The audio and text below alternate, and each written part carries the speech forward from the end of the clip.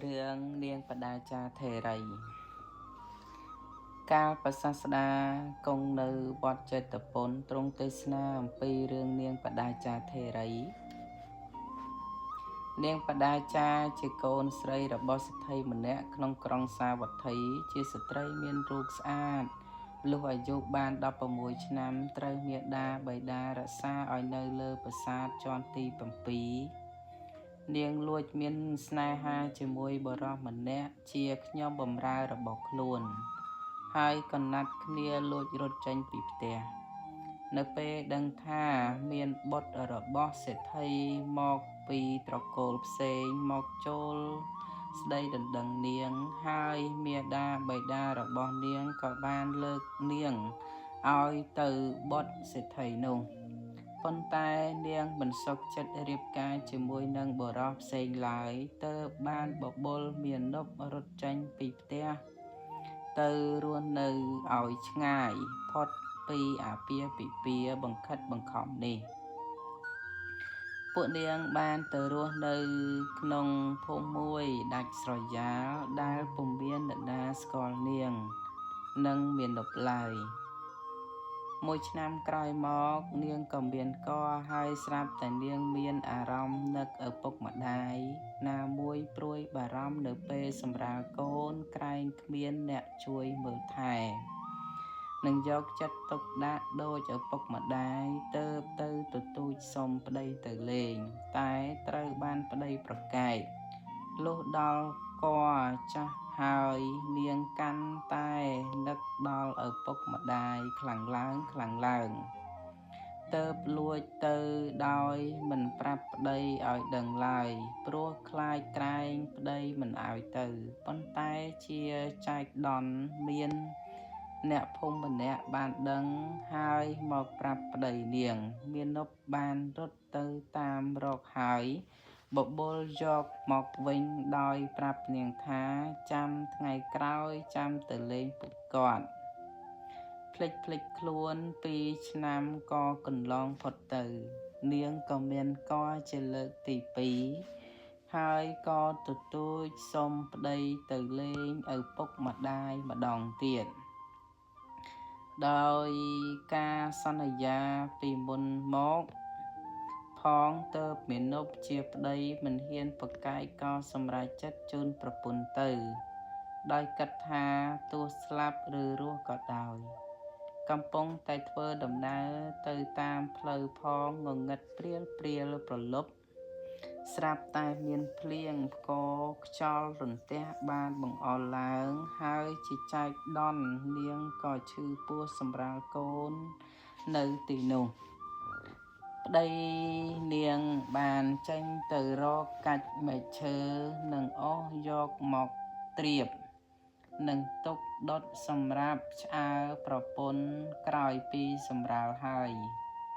តែជាអកុសលមនុស្សសត្វតែងប្រព្រឹត្តទៅតាមកម្មមាណពនោះក៏ត្រូវពស់ខាំស្លាប់កណ្ដាលព្រៃក្បែរដំបូកទៅ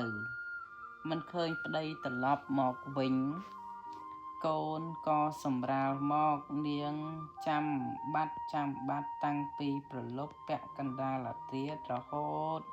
ដល់ភ្លឺនៅតែមិនឃើញប្តីមកទើបបីកូននឹងដឹកដៃកូនបងដើរទៅរកប្តីស្រាប់តែទៅប្រទះឃើញប្តីដេកដួលស្លាប់នៅក្បែរដំបូកនាងនិងកូនយំយែកស្រែកទ្រហោយំសោយសោកអាឡោះអាល័យរកអ្វីមកប្រៀបពុំបានទុកដាក់សពប្តីរួចនាងសម្រេចចិត្តធ្វើដំណើរ3អ្នកម៉ែកូនពេលទៅដល់ស្ទឹងមួយស្រាប់តែមានទឹកពេញព្រាព្រោះតែភ្លៀងពីយប់ដោយឆ្លងទៅទាំង3នាក់មិនកើតទើបយកកូនតូចទៅទុកនៅច្រាំងត្រើយមកខាងមុនត្រឡប់មកវិញដល់ពាក់កណ្ដាលស្ទឹងស្រាប់តែមានសត្វក្អែកធំមួយហើរមកឆាបយកទារកនោះទៅនាងស្រែកបក់ដៃឲ្យសត្វខ្លែងនោះទម្លាក់កូនតូចរបស់ខ្លួនលុះដល់កូនបងឃើញដូច្នេះ នឹកស្មានតែម្ដាយបកដៃហើយក៏ដើរចុះទៅក្នុងទឹកហើយទឹកក៏កំណាចខូខើមិនអនុគ្រោះសំបីបន្តិចបានក្របួចគួចយកកុមារនោះបាត់ទៅឃើញសភាពដូច្នោះនាងធីតាពិតជាលំបាកចិត្តស្ទើរសន្លប់ក្នុងទឹកតែនាងបានប្រវេប្រវាឡើងទៅលើច្រាំងហើយក៏សន្លប់ស្ដោកស្ដឹងតែម្នាក់ឯងពេលនាងដឹងខ្លួនហើយក៏មនីដើរតម្រង់ទៅផ្ទះឪពុកម្ដាយដើម្បីរៀបរាប់ប្រាប់ពីទុក្ខលំបាករបស់ខ្លួនឲ្យឪពុកម្ដាយស្ដាប់តែផ្ទុយទៅវិញអ្វីក្នុងលោកពិតជាមិនទៀងមិនស្ថិតស្ថេរមែន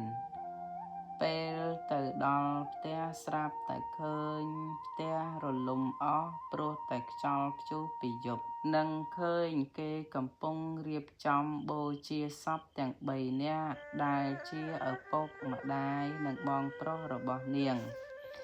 ឃើញដូច្នេះហើយក៏សន្លប់បាត់មាត់ឆឹងនាងដឹងខ្លួនហើយក៏សន្លប់ទៀតដឹងខ្លួនហើយក៏សន្លប់ម្ដងទៀតពេលដឹងខ្លួនចុងក្រោយនាងក៏វង្វេងស្មារតីលប់សតិអស់លែងដឹងខ្លួននឹងលែងដឹងខ្លួនឯងថាជាអ្នកណាទៀតហើយនាងដើរច្រៀងផងយំផងស្រែករកប្តីរកកូនផងនិងរកឪពុកម្ដាយផងនាងបដាចាជាស្ត្រីមានសេចក្តីទុក្ខដ៏ធំក្រៃលែងព្រោះស្វាមីកូនមាតាបិតាបងប្រុសដែលជាទីស្រឡាញ់របស់នាងបានស្លាប់ចោលទាំងអស់នាងជាស្ត្រីវិកលចរិតភ្លេចភ្លាំងសតិស្មារតីសំបីតែសម្លៀកបំពាក់ក៏មិនជាប់នឹងខ្លួនដែរដើរទៅតែខ្លួនទទេឆ្ពោះទៅកាន់វត្តចេតពុនក្នុងគណៈដែលព្រះសាសនាកំពុងតែសម្ដែងពធទេសនាដល់ពួកពុទ្ធបរិស័ទព្រះអង្គក៏ត្រាស់ហៅនាងឲ្យចូលមកអង្គុយស្ដាប់ធម៌នឹងគេហើយបរិស័ទក៏ផ្លាស់សម្លៀកបំពាក់ឲ្យនាងដើម្បីឲ្យនាងបានអង្គុយស្ដាប់ធម៌ស្រួលគ្រានោះព្រះអង្គទ្រង់ត្រាស់ថាបុគ្គលណាមិនឃើញនៅការកើតឡើងនិងការវិនាសទៅទោះបីរស់នៅបាន100ឆ្នាំក៏ដោយការរស់នៅសំបីតែមួយថ្ងៃរបស់អ្នកដែលឃើញនៅការកើតឡើងនិងការវិនាសទៅប្រសើរជាងការរស់នៅ100ឆ្នាំរបស់បុគ្គលនោះទៅទៀតលុះនាងស្ដាប់ធម៌ចប់ក៏បានសម្រេចសោតាបត្តផល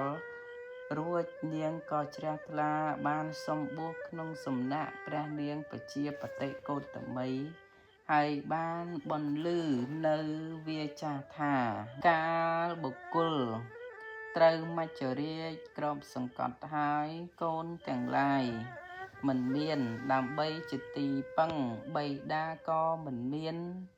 ទាំងផៅពងក៏មិនមានដើម្បីជាទីពឹងឡើយសេចក្តីទីពឹងក្នុងញាតិទាំងឡាយក៏មិនមានបណ្ឌិតដឹងអំណាចប្រយោជន៍នោះហើយគួរជាអ្នកសម្រួមក្នុងសិលគួរប្រញាប់ប្រញាល់ជំរះផ្លូវជាទីទៅកាន់ព្រះនិព្វានឲ្យទាល់តែបាន